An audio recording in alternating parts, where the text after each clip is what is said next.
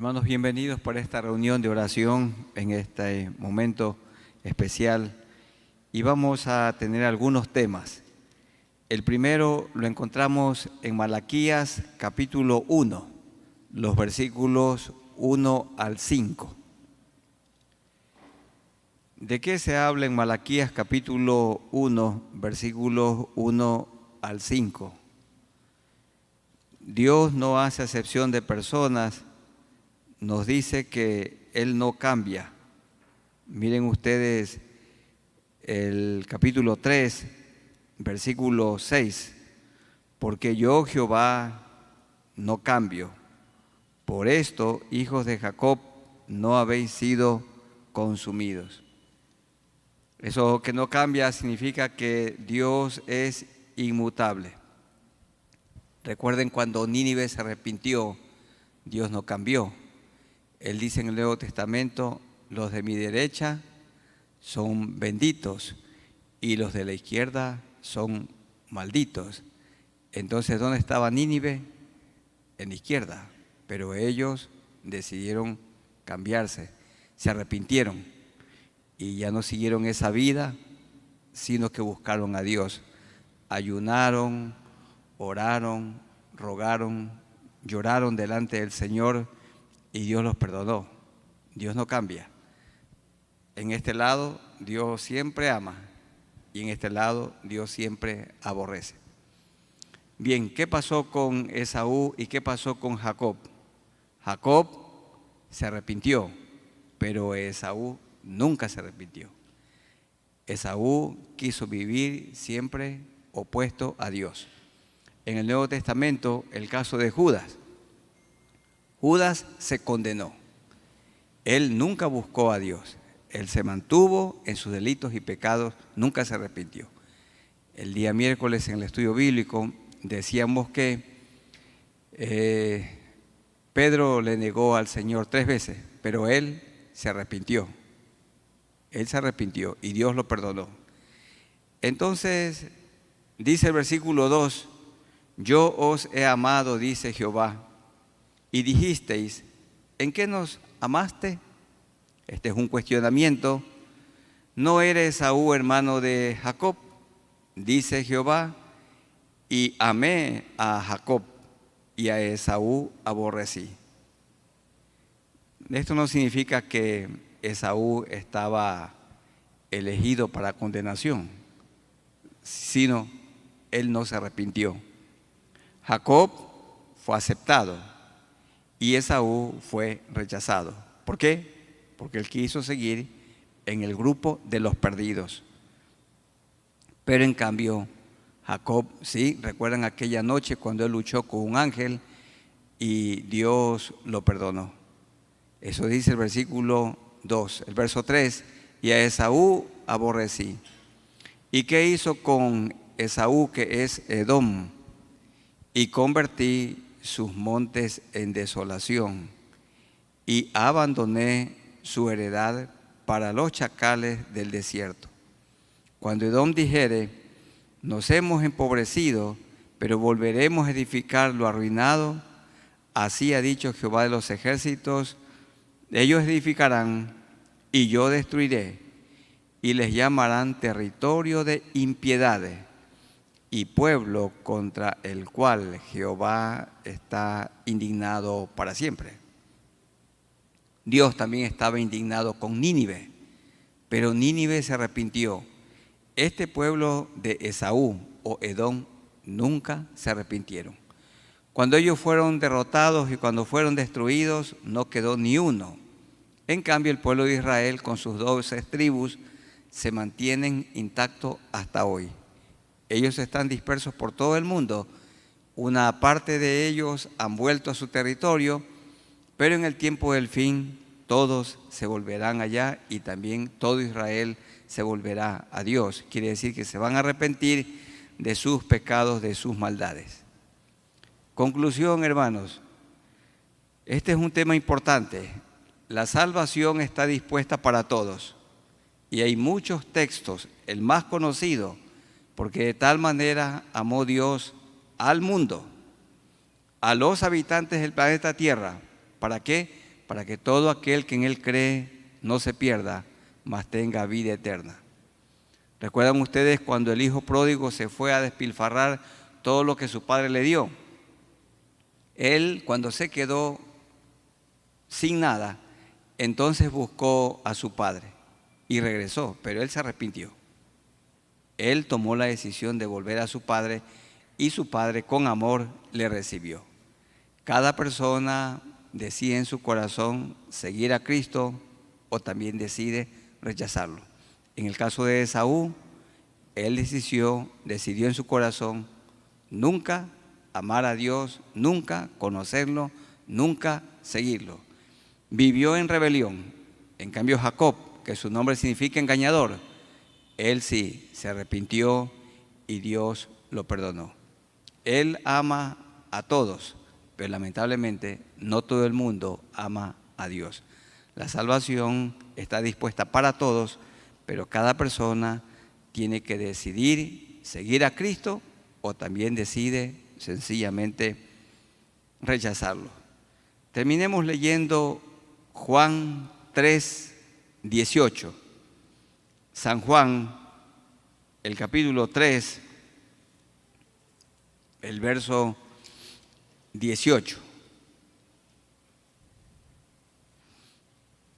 Recuerdo que cuando yo me presenté en la primera ocasión para una visa para los Estados Unidos, no me preguntaron qué dice Juan 3:16, que todo creyente lo conoce de memoria, sino que me dijo que yo repita de memoria Juan 3:17 y 18. Siempre recuerdo. ¿Qué dice Juan 3:18? Dice así: el que en Él cree, Él es Cristo, no es condenado, la persona que cree en el Señor. Pero el que no cree ya ha sido condenado. Ya ha sido condenado, ¿por qué? Porque no ha creído en el nombre del unigénito Hijo de Dios. El que en Él cree no se condena. El que no cree ya ha sido condenado. Está la parte de Dios, la salvación que nos ofrece, y la parte del hombre. Tenemos que decidir seguir a Cristo. Hermanos, vamos a ponernos de pie y vamos a orar porque nosotros le hemos buscado. No es mucha la gente que busca a Dios, la gran mayoría no lo hace, pero nosotros sigamos al Señor. Así de pie, oremos a Dios. Amado Dios, te damos gracias por este momento, por esta bendita palabra. A Jacob amaste y a Esaú aborreciste. Jacob fue aceptado y Esaú fue rechazado. ¿Era Jacob mejor que su hermano Esaú?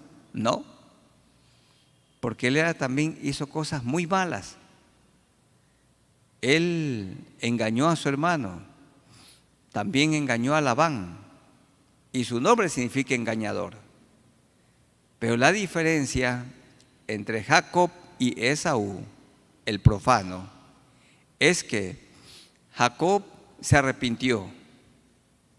Jacob llegó a tener temor de ti, pero en cambio Esaú se mantuvo en sus delitos y pecados y vivió con un corazón obstinado hasta el día de su muerte.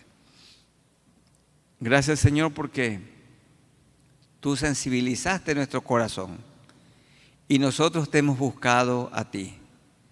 La gran mayoría de la gente viven como el profano Esaú, que despreció su primogenitura por un plato de comida. Pero aquí estamos, Señor, un remanente, un pueblo que te ama, que te conoce, que te busca. Y en este momento oramos a ti y te confesamos nuestros pecados, sabiendo que tú eres fiel y justo para perdonar nuestros pecados y limpiarnos de toda maldad. Tú eres justo. Tú no escoges, tú no eliges a unos para salvación y a otros para condenación. Esto sería tener un Dios injusto. Tú eres justo. Y toda persona, hombre o mujer, pobre o rico, tiene la oportunidad de buscarte a ti. Y toda persona que se humilla, como dijo David, el salmista, al de corazón contrito y humillado, tú no lo desprecias. Pero a la persona de obstinado corazón, duro corazón, a la persona de corazón orgulloso, lo rechazas. Jacob fue aceptado porque se humilló y Esaú fue rechazado porque se mantuvo con su corazón duro. Señor, que vivamos humillados cada día y reconociéndote como el único Dios verdadero. En el nombre de Jesús. Amén. Tomen asiento. En segundo lugar, está otro cuestionamiento en el versículo 6. ¿En qué hemos menospreciado tu nombre?, le dijeron a Dios.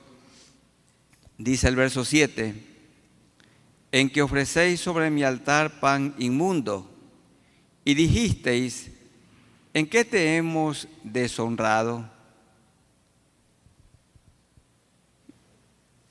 Una de las maneras como nosotros demostramos que amamos a una persona es dándole lo mejor. ¿Cómo demuestra un padre que ama a su esposa? Dándole lo que necesita. Porque una esposa se une a un hombre para buscar de él protección, cuidado. Por eso es que recuerdan ustedes de Ruth, la moabita. Fue donde Booz y le dijo, echa tu capa sobre mí. Eso significa, cuídame, protégeme. La esposa se une a un hombre para ser cuidada, para ser protegida, para ser sustentada. ¿Cómo demuestra un hombre que ama a una mujer, a su esposa? Dándole lo que necesita. Y por la gracia del Señor, para mí ha sido un honor trabajar fuerte para que a mi esposa Isabel nunca le falte nada. Y todos le pueden preguntar a ella si yo la he cuidado o no. Le pueden preguntar. ¿Y cómo demostramos los padres que amamos a nuestros hijos? Dándoles las cosas que necesitan. Amor, cariño, consuelo, amonestación, corrección, pero también le damos comida, le damos agua, le damos la ropa, estudio, los llevamos al médico, al dentista y hasta de paseo. Entonces demostramos el amor dándoles. Y cuando estuvieron trabajando o estudiando en un colegio pagado o particular o escuelita, fielmente pagando la mensualidad. Por lo menos yo nunca permití que en todos los años el rector del colegio diga, Pastor Butre, no ha pagado el mes de sus hijos. Eso sí, hermanos, nunca hay que permitirlo. Y si no tenemos cómo sustentarlos para una escuelita pagada, hay que ponerlos en una escuela del gobierno, que no cuesta nada. Ese es el asunto.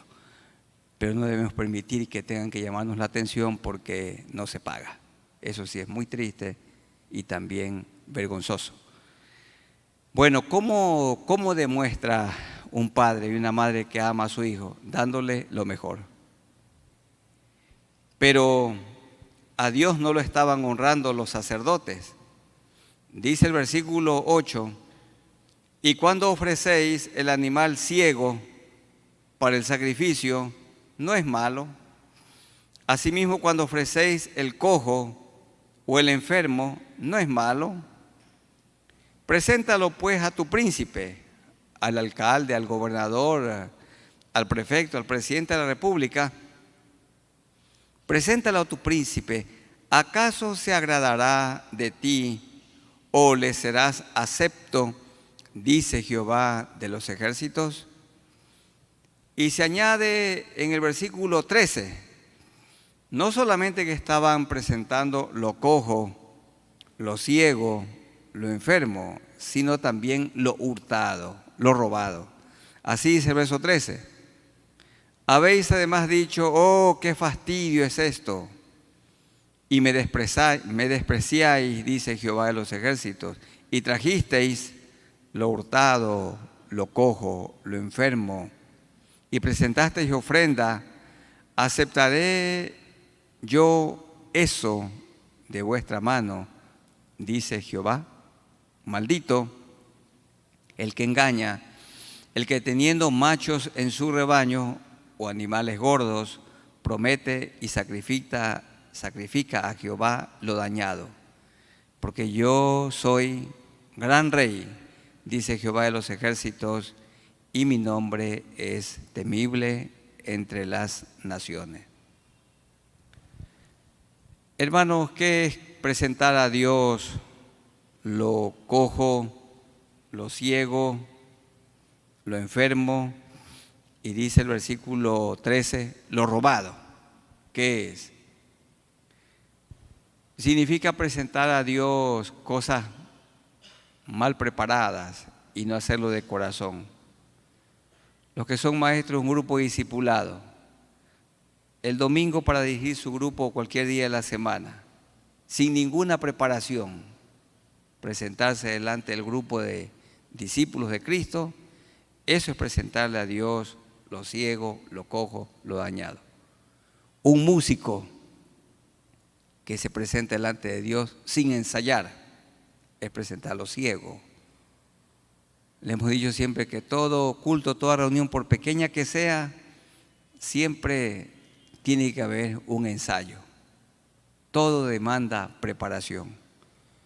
Cuando nosotros vamos a participar de un culto y llegamos tarde, eso es presentarle a Dios un culto ciego, enfermo, cojo, dañado.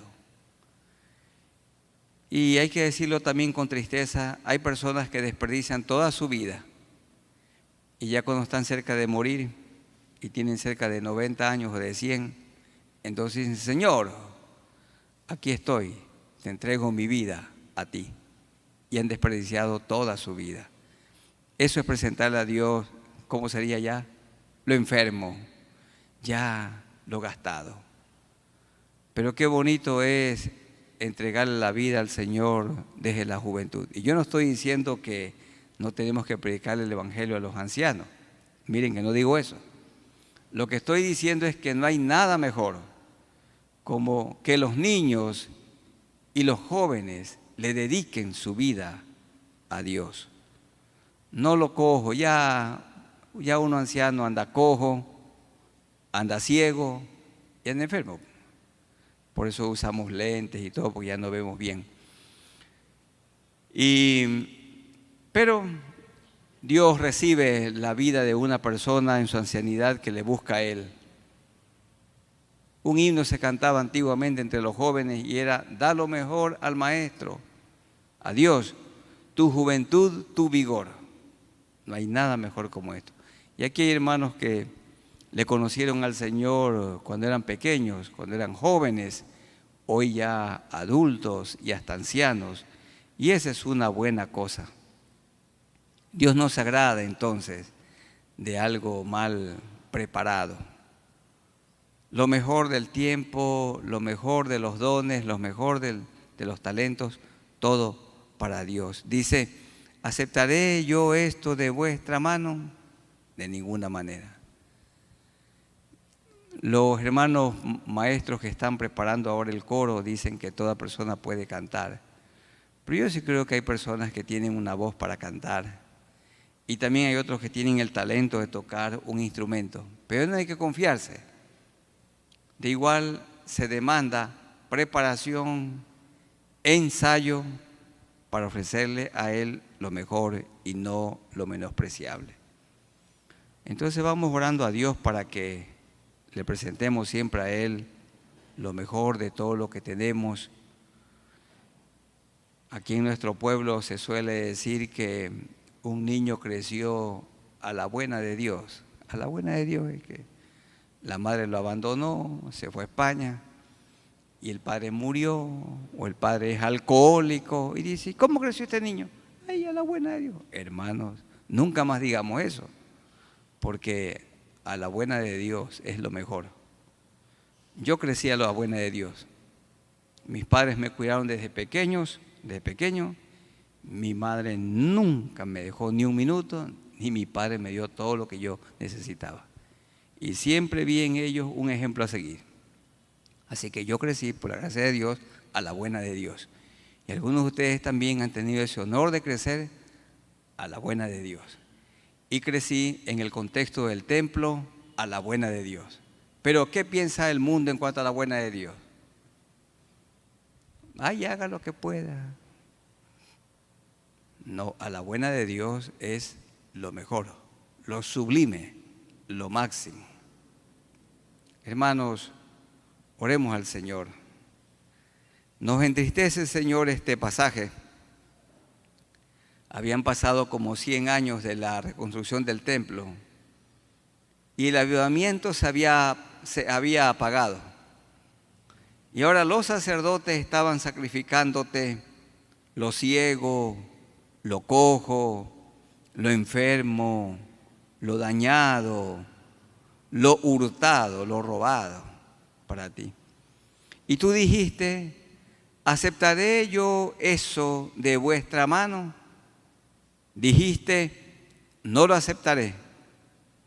Señor, ¿cuántas ocasiones te hemos ofrecido lo dañado, lo roto, lo apolillado, lo que ya no usamos? Pero tú mereces lo mejor. Dios primero, predicamos algún momento. Lo mejor de nuestra vida, la juventud, lo mejor de nuestro tiempo, de nuestros bienes, de nuestros talentos, de nuestros dones, lo mejor para ti. Si honramos a las personas, si un joven a su enamorada le procura dar lo mejor, ¿cuánto más el regalo para Dios? Y si nosotros siendo malos, dice la Escritura, sabemos dar buenas dádivas a nuestros hijos, ¿cuánto más tú que eres nuestro Padre amante, nuestro Padre celestial? Tú nos das lo mejor y nosotros tenemos que ser recíprocos. Ayúdanos, Señor, para que te demos a ti lo mejor. Te rogamos esto en el nombre de Jesús. Amén.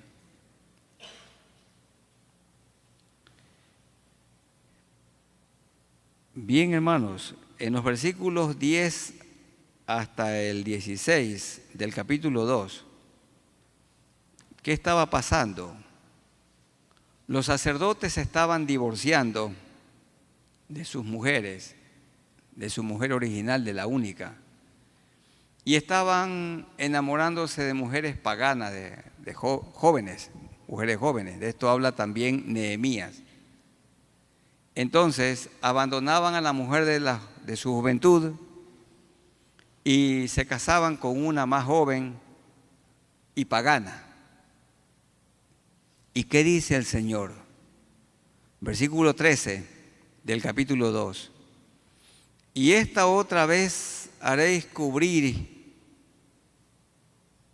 el altar de Jehová de lágrimas, de llanto y de clamor. Las mujeres iban a llorar al templo porque sus esposos la habían abandonado. Así que no miraré más a la ofrenda para aceptarla con gusto de vuestra mano. Mas diréis, dijeron ellos, ¿por qué? Porque Jehová ha atestiguado entre ti y la mujer de tu juventud, contra la cual has sido desleal, infiel, siendo ella tu compañera y la mujer de tu pacto. El matrimonio no es un contrato, el matrimonio es un pacto. ¿Y cuál es la diferencia entre pacto y contrato? El pacto es un pacto, un acuerdo de confianza. El contrato es un acuerdo de desconfianza. ¿Por qué cuando alguien hace un préstamo en el banco le hacen firmar 30 papeles? ¿Por qué? ¿Por confianza o por desconfianza? Por desconfianza. Y mientras más papeles se firma, es por desconfianza. ¿Quién va a prestarle a una persona así nomás $1000? Dice, no, vamos acá al notario, hagamos un documento. Fírmame aquí, por lo menos una firmita, por la desconfianza. Hermanos, un matrimonio. Un hombre le dice a una mujer, te voy a amar toda la vida. No importa que no firme. No importa que no se haga un acta. No importa. La palabra, suficiente. Un pacto se basa en la confianza. El contrato se basa en la desconfianza. Y cuando un matrimonio se une con desconfianza, ya está roto. Ya está roto. Estaba leyendo un libro de un autor que me agrada mucho. Él dice que el problema principal no es tanto los divorcios, sino ¿para qué se unen en matrimonio personas que no deberían casarse? Y es cierto, hay matrimonios que no avalamos, que no aconsejamos y que nunca aprobamos, pero la pareja terminó casándose. Se le anticipó, no, ustedes no tienen armonía, no vale la pena que se casen. Pero se casaron y ya fracasaron. Porque los matrimonios, lamentablemente muchos matrimonios son el producto de la ligereza. Ligereza. Pero un matrimonio, acuérdense, se basa en un pacto de confianza. ¿Por qué has abandonado a la mujer de tu pacto? Verso 15. No hizo él uno, ahí uno significa Adán y Eva, los hizo una sola carne, a los dos uno, habiendo en él abundancia de espíritu. ¿Y por qué uno? Porque cuando un hombre y una mujer se unen en matrimonio, Jehová buscaba una descendencia para Dios, fruto de la unión espiritual, emocional y física, que es la unión sexual, vienen los hijos. Y Dios quiere que los hijos sean una descendencia de Él. Por eso se dice que la mujer se salvará criando hijos.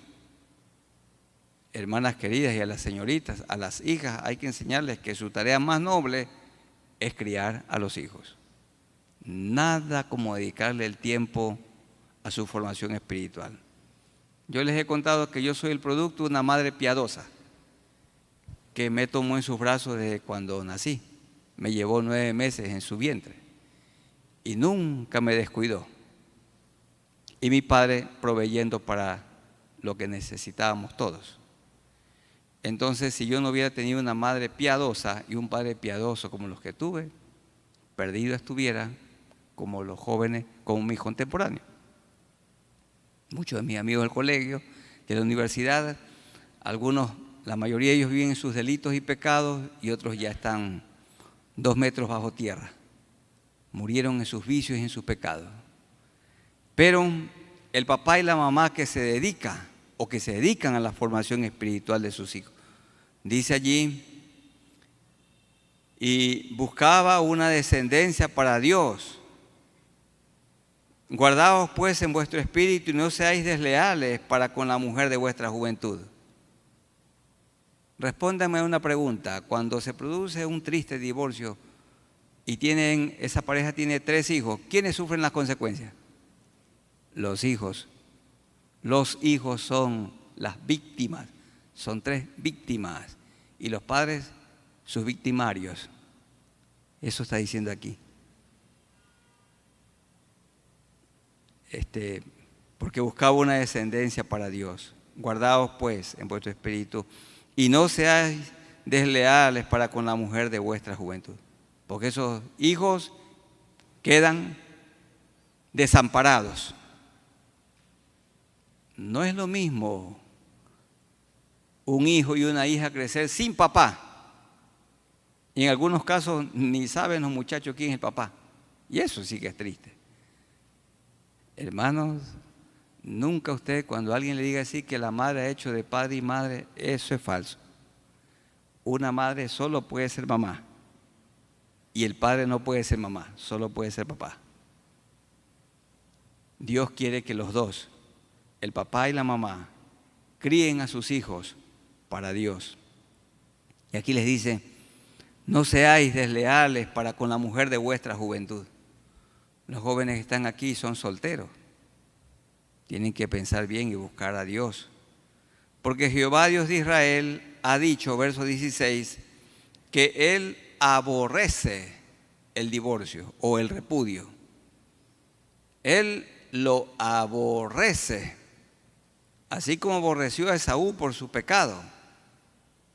Aborrece el repudio y al que cubre de iniquidad su vestido. Dijo Jehová de los ejércitos, y repite otra vez: guardaos pues en vuestro espíritu, en vuestros pensamientos, porque también se puede ser infiel en la mente, y no seáis desleales.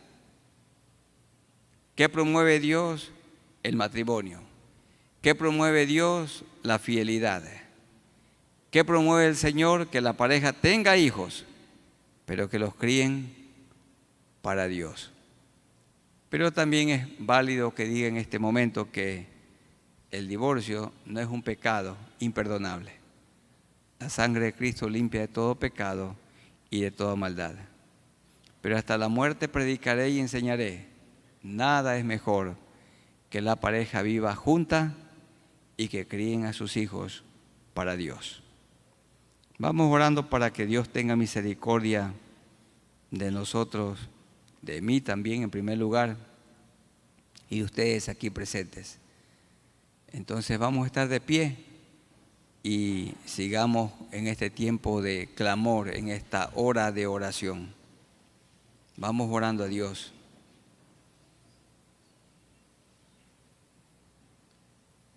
Amado Dios, nos acercamos a ti por Jesucristo, nuestro único Salvador. Y tú quieres, Señor, que el matrimonio se mantenga junto hasta que la muerte los separe. En el tiempo de Malaquías, los sacerdotes estaban abandonando a la mujer de su juventud y las abandonaban con sus niños pequeños y tomaban mujeres jóvenes y paganas. Y de esto también habla Nehemías y los amonestó duramente. Y hoy, Señor, el divorcio campea, el divorcio se prolifera por todos lados. Y ahí están, Señor, niños que crecen sin su mamá o sin su papá. Y también muchos niños que crecen sin padre, en otros casos sin la mamá. Y los niños necesitan al papá y necesitan a la mamá. Y en este momento te rogamos que tengas misericordia de nosotros. Ayúdanos, Señor, ayuda a mis hermanos y ayúdame a mí para que me mantenga fiel. Que nos mantengamos juntos, Señor, como cónyuges hasta que la muerte nos separe. Porque tú aborreces el repudio, tú aborreces, Señor, el divorcio. El matrimonio es un pacto y un pacto es fruto de la confianza, no un contrato. El contrato lo rompen cuantas veces quieren. El contrato es por desconfianza, el pacto es por confianza. Y el matrimonio es una relación de confianza para toda la vida.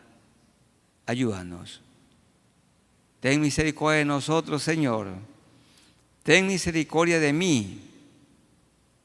Ayúdame, Señor, para que yo nunca sea una persona desleal. Que yo pueda ser un hombre fiel. Los hombres aquí presentes puedan ser fieles, hombres fieles. Que seamos esposos fieles, y que cada esposa también sea fiel, cumpliendo con su rol en el hogar, cumpliendo con su rol en el matrimonio. Y danos sabiduría, Señor, para criar hijos para ti. Que ellos puedan huir de las pasiones juveniles, huir de los vicios, el alcohol, la droga, el sexo ilícito, de la pornografía, de la masturbación. Señor, que los jóvenes puedan huir de estas pasiones y que vivan una vida santa, una vida agradable delante de ti. Y nosotros los mayores que seamos un ejemplo para ellos, un ejemplo de vida. Te clamamos, oh Dios, que tengas misericordia de nosotros. Esto te imploramos. En el nombre de nuestro Señor Jesucristo. Amén. Tomen asiento. Y lo último, hermanos, hay otro cuestionamiento que los sacerdotes tenían para con Dios. Ellos andaban muy mal. Dice el versículo 7 del capítulo 3. Desde los días de vuestros padres os habéis apartado de mis leyes y no las guardasteis. Vuélvanse a mí, les dice. Volveos a mí y yo me volveré a vosotros, ha dicho Jehová de los ejércitos. Mas dijisteis, ¿en qué hemos de volvernos? Y Dios les dice en qué debían de volverse. ¿Robará el hombre a Dios? Pues vosotros me habéis robado. Y dijisteis, ¿en qué te hemos robado? Le habían robado a Dios. ¿Qué le habían robado? En vuestros diezmos y ofrendas. Y viene la sentencia en el verso 9. Malditos sois con maldición, porque vosotros la nación toda me habéis robado. Le habían robado a Dios. Traed todos los diezmos al alfolí, y haya alimento en mi casa. Y probadme ahora en esto, dice Jehová de los ejércitos, si no os abriré las ventanas de los cielos y derramaré sobre vosotros bendición hasta que sobreabunde. Hermanos y amigos, el verso 8 habla de diezmos y también el versículo 10 habla de traer todos los diezmos, porque los judíos en ese tiempo daban 3 diezmos. Y creo que todos sabemos que un diezmo es de todo lo que Dios nos da, el 10% para Él. Todo, de todo. Y el pueblo judío en ese tiempo tenía la costumbre de dar 10% para el sustento de los sacerdotes. 10% daban ellos para las fiestas del pueblo de Israel, las fiestas para Dios. Y el 10% lo daban para el mantenimiento del templo. ¿Qué tenía que ver eso? Con el mantenimiento del coro, el mantenimiento de la orquesta, el mantenimiento de los conserjes, de los que cuidaban el templo, de los guardias y todo lo que tiene que ver con la pintura y todo eso. Entonces daban otro 10%. Entonces, en aquel tiempo cada judío daba para el alfolí 30%. En estos días he leído mucho sobre este tema y yo creo que debe ser preocupación para nosotros si le estamos dando más al gobierno que a Dios. Bueno, cuando compramos un artículo pagamos el 12%. Al comprar este micrófono, supongamos si cuesta 100, entonces, ¿cuánto es el IVA? 12%. ¿Cuánto es el 12% de 100? $12. Entonces sería 112. Y si compramos una motocicleta en $3,000, ¿cuánto es el IVA? 360. Entonces cuesta 3,360. Ahí está. Y también se da el 10%, un poco menos del 10% al Seguro Social. El patrono paga un poco más del 10%. Otro 10% es el impuesto a la renta. Ahí ya va 40%. Por lo menos esa ha sido mi experiencia. Como ciudadano ecuatoriano, yo he pagado más del 40% de lo que Dios me ha dado y sigo pagando. 10% para el seguro, 10% del impuesto a la renta, otro 10% que da el patrono y el 12% de toda compra y más otros impuestos. Más o menos el impuesto es 50%. Entonces se gana 1.500, se va en impuestos. Y hermanos, y dar para Dios el 10%, ¿qué sería? ¿Mucho o una pequeñez? Es una pequeñez. Y siempre, ¿quién es el que se queda sin su parte? Si no pagamos el impuesto al municipio, el predio rústico, y si no pagamos la matrícula del carro, y si no le pagamos al seguro social, y si no pagamos el impuesto a la renta, y si no pagamos el IVA, hermanos, si al gobierno, a lo administrativo le damos su parte, ¿cuánto más a Dios la pequeñez? El 10% es lo mínimo que le damos para Dios. Y Él le dijo a los sacerdotes en ese tiempo, y también nos recuerda a nosotros, traed todos los diezmos al alfolí. Era un lugar donde se guardaban el grano y todo lo que la gente traía, y haya alimento en mi casa. Y Dios dice, y probadme, que hagamos la prueba. Hagamos la prueba cómo Dios nos bendice con ese 90%. Con ese 90% hacemos más que con el 100% completo. Hay hermanos que todavía nunca han experimentado esta alegría. Dice, si no os abriré las ventanas de los cielos y derramaré sobre vosotros bendición hasta que sobreabunde. Verso 11, reprenderé también por vosotros al devorador. El devorador allí se refiere a la langosta. Hay una plaga muy común, el banano, la cigatoca y otras, la monilla en el cacao. Bueno, yo reprenderé el pulgón, la cochinilla, todo lo reprenderé. Reprenderé también por vosotros al devorador, y no os destruirá el fruto de la tierra, ni vuestra vid en el campo será estéril, dice Jehová de los ejércitos. Y todas las naciones os dirán, bienaventurados, porque seréis tierra deseable, dice Jehová de los ejércitos. Tierra deseable es Estados Unidos. Todos quieren ir para allá. O se quieren ir a Italia o a España, pero sobre todo a Estados Unidos. En estos días hay mucha gente que llora porque la visa le fue negada. Y no quieren ir para ir a pasear, sino para quedarse allá. Y claro, se quedan como ilegales, allá hacen alguna triquiñuela y arreglan sus papeles. Hermanos, pero eso no es legal delante de Dios. Pero nosotros somos parte de una nación rica, pero un pecado entre nosotros sí es la dureza de corazón para con la obra de Dios. Y todas las naciones os dirán bienaventurados, porque seréis tierra deseable, dice Jehová de los ejércitos.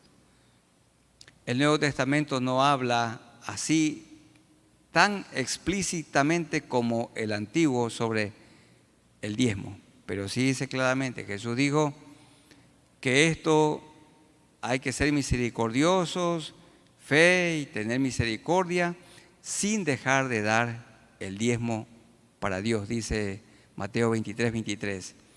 Y también Él dijo, denle al gobierno la parte del gobierno y denle a Dios la parte de Dios.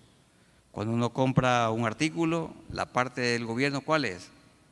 Pagar el 12%. Y hermanos, en esta iglesia enseñamos que nunca debemos comprar nada sin factura. Usted compra un artículo de $1, tiene que exigir una factura. Y si en el lugar donde va a comprar no le dan factura, no compre allí, porque está cometiendo una ilegalidad. Todo es con una factura, porque dijo él, al gobierno la parte del gobierno y a Dios la parte de Dios. ¿Y cuál es la parte de Dios? Eso mínimo que le damos para Él. Hermanos, vamos orando al Señor, inclinemos nuestros rostros y oremos a Dios. Soberano Dios, seguimos en oración en este momento. Habían pasado como 100 años cuando se reconstruyó el templo y al frente estuvo Zorobabel y también le acompañaron los profetas Ageo y Zacarías. Y tú despertaste el corazón de Zorobabel, el gobernador, y Josué, el sumo sacerdote, y reconstruyeron el templo. Y hubo un avivamiento, pero habían pasado ya como 100 años y ese avivamiento se había enfriado. Y ahora el pueblo de Israel estaba robándole a Dios, te estaban robando a ti. Y te rogamos, Señor, que nosotros nos ayudes para que seamos buenos administradores. Tú lo demuestras en tu palabra. Tú no te fijas en la cantidad, sino en el amor con el que damos, la fidelidad. Tú estabas mirando lo que cada uno echaba en el plato de las ofrendas y viste cómo los ricos echaban mucho de lo que les sobraba. Pero una pobre viuda dio todo su sustento, solo 2 moneditas. Y tú dijiste y la alabaste, mencionaste que ella dio más que todos. Así que, Señor, si una persona recibe poco, en cantidad poco da, pero para ti eso es mucho. Hay una filosofía, es mejor muchos dando poco que pocos dando mucho. Ayúdanos, Señor. ¿Quién puede tocar el corazón de los miembros de la iglesia para dar? Solo el Espíritu Santo de Dios lo puede hacer. Pero no hay duda, aquí hay una promesa. Tú abrirás las ventanas de los cielos y derramarás bendiciones hasta que sobreabunden. Y esto es verdad. Aquí estamos personas que toda la vida hemos experimentado estas bendiciones. Gracias por esta tu palabra. Ayúdanos, Señor, que seamos buenos administradores, buenos mayordomos de los recursos que tú nos has dado y que son tuyos. Porque tú dijiste en Ageo, mía es la plata, mío es el oro, dice Jehová de los ejércitos. Nos alienta, Señor, tu palabra nos alienta a dar y contribuir, invertir en la extensión del reino de los cielos. Con gratitud te agradecemos por esta enseñanza. En el nombre de nuestro Señor Jesucristo. Amén. Hermanos, que el Señor les bendiga y que el Señor sea quien nos guíe para que hagamos su voluntad. Dios los bendiga a todos.